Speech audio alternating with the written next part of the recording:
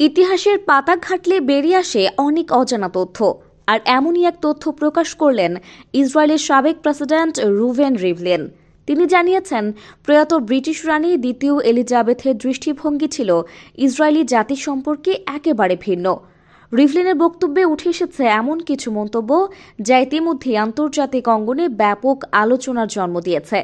সম্প্রতি লন্ডনে আয়োজিত টেকনিয়ন ইসরায়েল ইনস্টিটিউট অব টেকনোলজির শতবর্ষপূর্তি অনুষ্ঠানে দেওয়া বক্তব্যে রিভলিন দাবি করেন, রানী এলিজাবেথ মনে করতেন যে প্রত্যেক ইসরায়েলি হয় সন্ত্রাসী নয়তো সন্ত্রাসীর বংশধর। তার এই দৃষ্টিভঙ্গির কারণে ইসরায়েলের সঙ্গে রানীর সম্পর্ক কখনোই স্বাভাবিক ছিল না। রিভলিন আরও বলেন, রানী কখনোই আন্তর্জাতিক আনুষ্ঠানিক অনুষ্ঠানের বাইরে কোনো ইসরায়েলি কর্মকর্তাকে বাকিংহাম প্রাসাদে প্রবেশ করতে দেননি। রানীর এই কঠোর অবস্থান ইসরায়েলি নেতৃত্বের জন্য বরাবরই একটি কৌতূহলের বিষয় ছিল।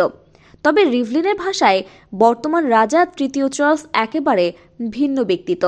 তিনি ইসরায়েলের প্রতি বন্ধুত্বপূর্ণ এবং আন্তরিক।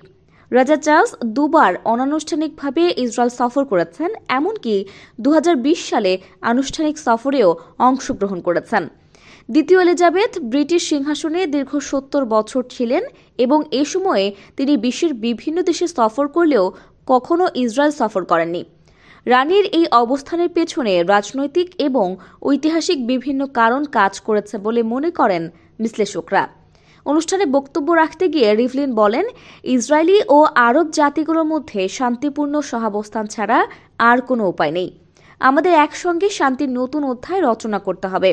ইতিহাসের একদিকে রয়েছে রানী এলিজাবেথের কঠোর অবস্থান, আর অন্যদিকে রাজা চার্লসের বন্ধুত্বপূর্ণ মনোভাব।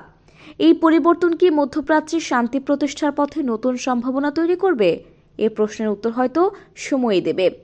ইসরায়েল এবং ব্রিটেনের এমন ঐতিহাসিক সম্পর্ক নিয়ে আপনার মতামত কি? নিচে কমেন্টে জানান।